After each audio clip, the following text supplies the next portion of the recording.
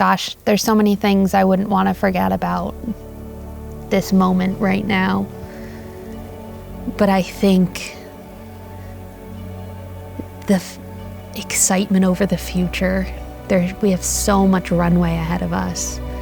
And we're so happy, and we've done so much and explored so much, but we have so much left to do, and that feeling creates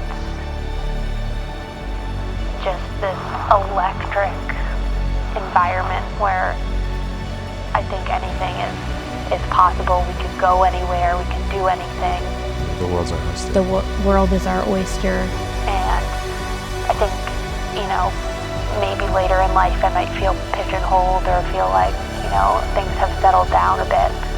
And right now, everything is open. Everything's we can open. do whatever we want. Yeah, I love that.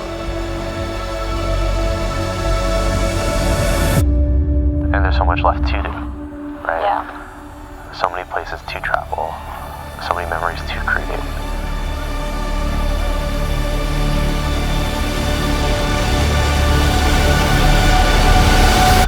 It just keeps getting better.